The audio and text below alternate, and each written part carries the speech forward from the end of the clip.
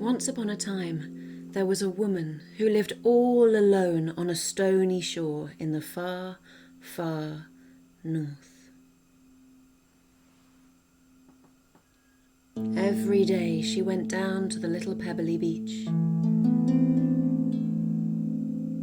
The waves seemed to her to fall over themselves in an effort to reach her. And as they lapped at her boots, she imagined they were kissing her.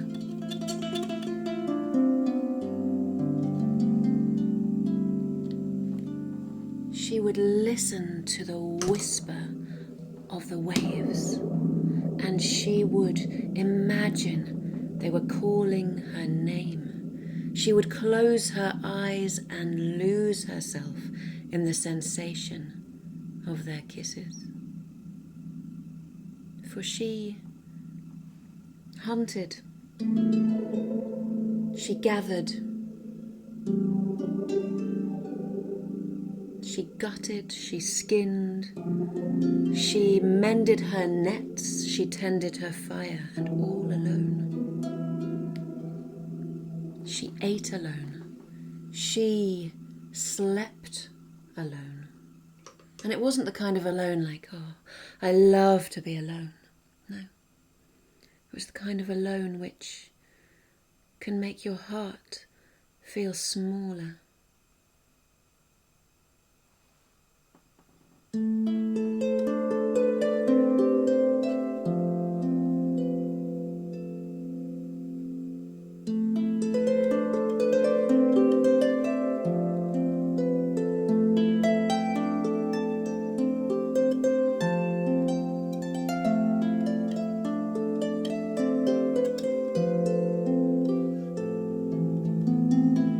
One day, when she was standing on that shore that she knew so well, she looked out across the heaving, rolling sea, and she saw something. Yes, there she saw it again.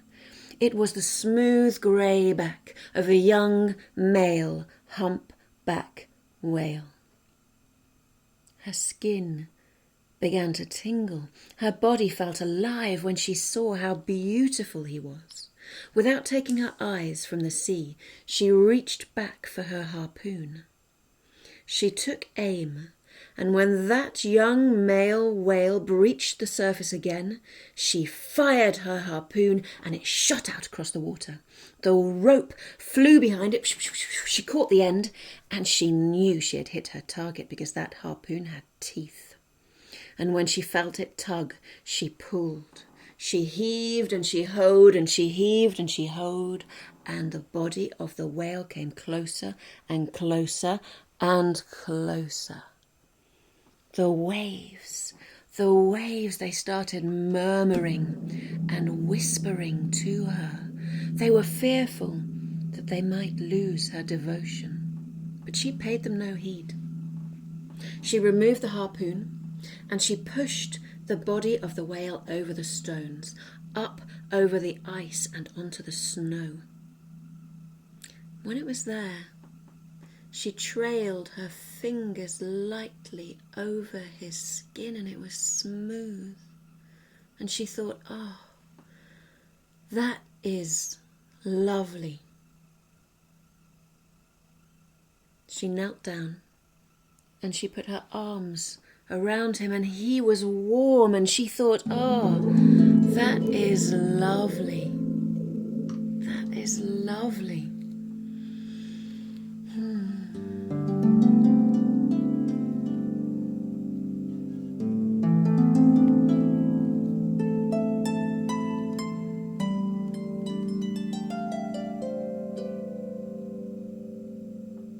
As the last breath left his body, she reached down into her hunter's boot. She took out her sharpest knife, and she thrust it into his belly. She slit him open from top to bottom, and as the blood spilled out over her knees and her thighs, it was steaming hot, and she thought, oh, that is lovely. So she stood up. She took her knife and she skinned him, and then she cut a huge slab of blubber. Now at this point, the noise of the sea became a roar. But she paid it no heed, for as she looked at that blubber, she had an idea. Now maybe it was an idea born of the loneliness that she had felt, or of the kissing of the waves.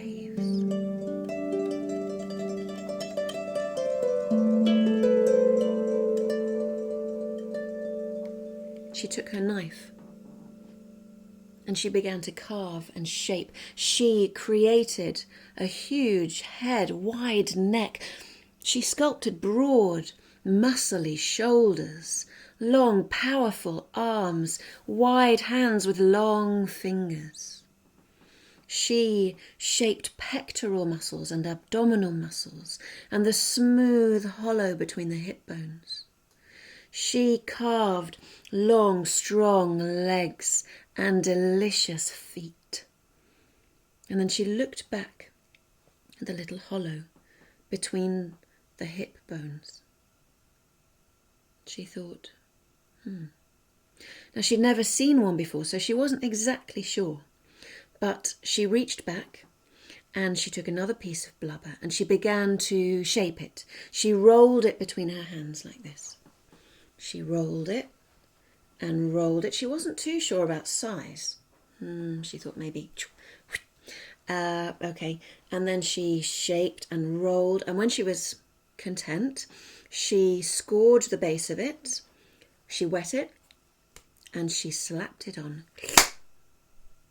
She stood up and she looked down and she was happy with her work because there he was, her beautiful blubber boy.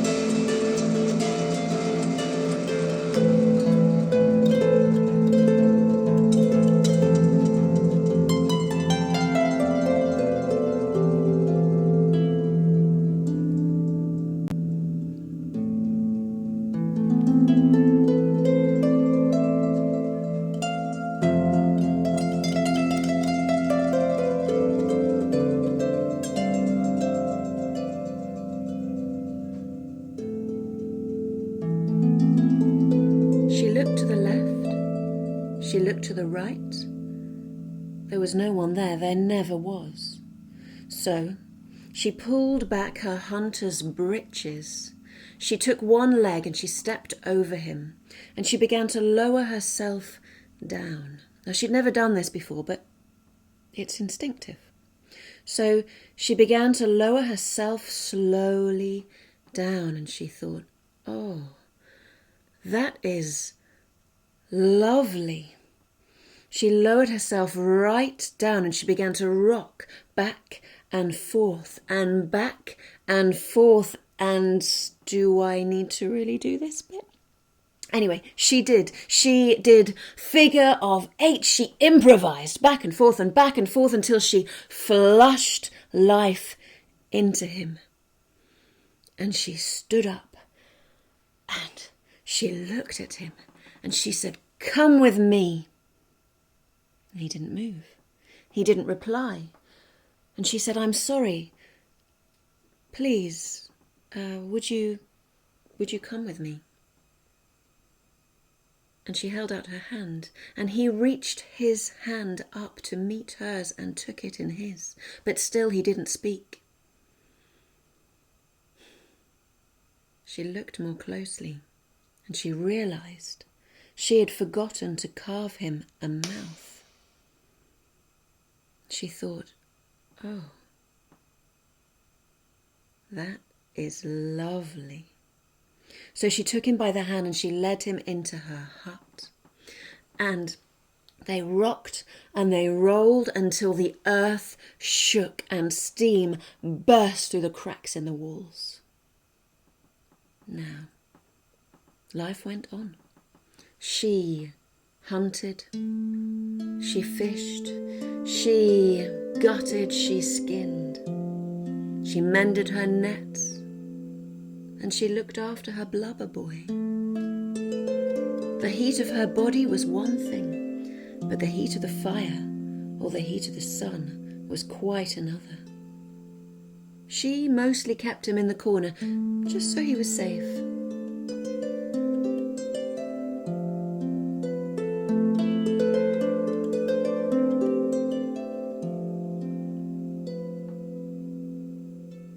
One very early morning, it was still dark.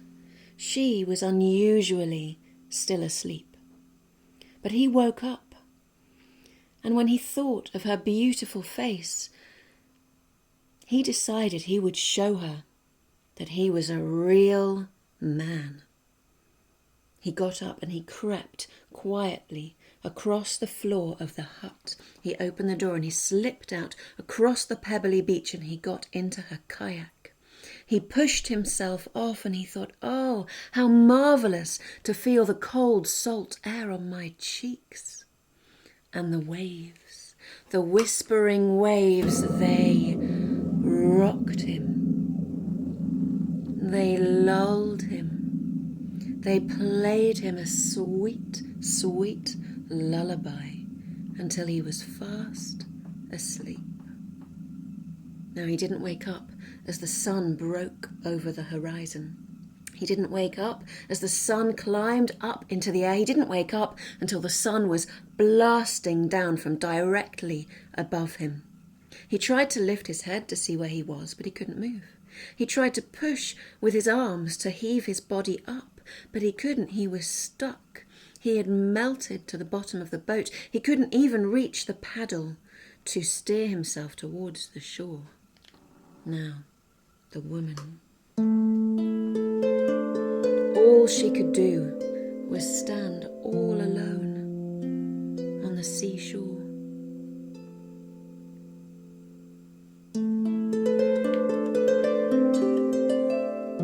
She looked to the left, she looked to the right. There was no one there, there never was.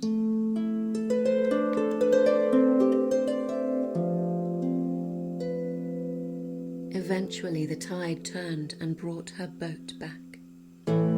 She looked into the bottom and there was nothing left of her beloved blubber boy except a pool of liquid.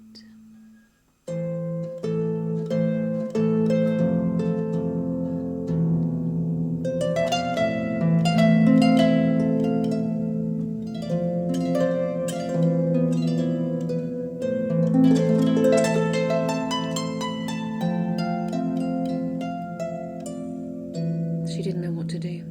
She didn't know what to do.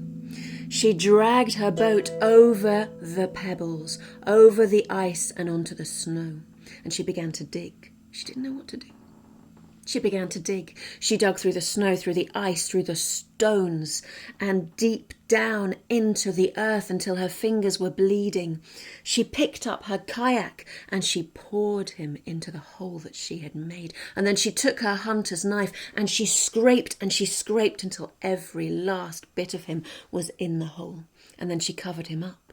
She covered him up with earth, with stone, with ice, with snow. And she thought, now I will feel better. But she didn't. She felt worse. She walked round and around and around, but she still didn't feel better. Now, the story is an old Inuit tale, and it tells us that she picked up handfuls of snow and she put them in every hole of her body to try to numb her pain, to try to stop her grief. And she walked round and around and around the grave that she had made until the heat of her body melted the snow. But she still didn't feel better. She walked down to the pebbly shore that she knew so well.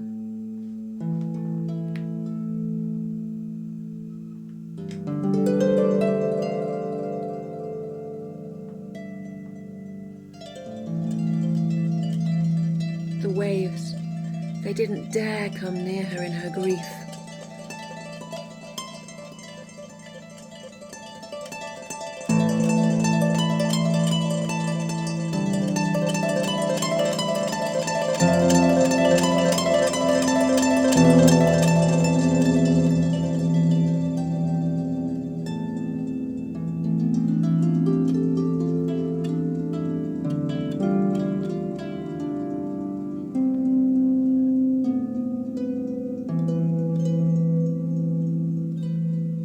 She thought, I don't understand. Why?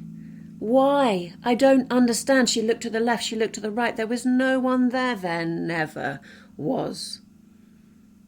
And the little waves started to come closer and try and lap at her feet, those kissing waves.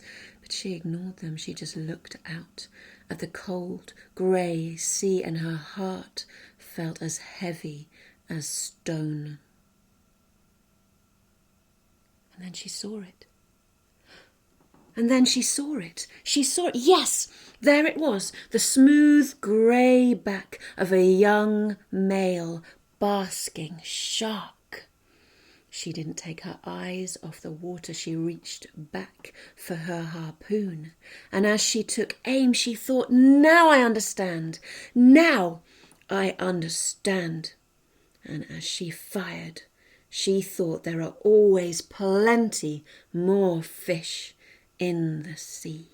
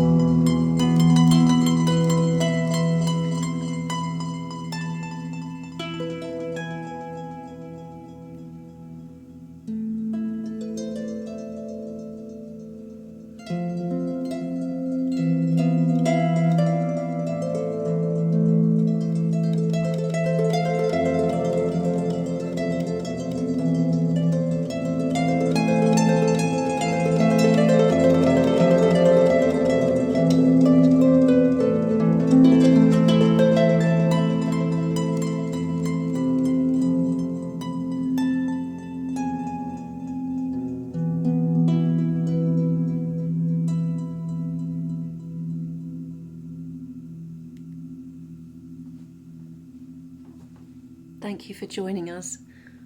See you next week.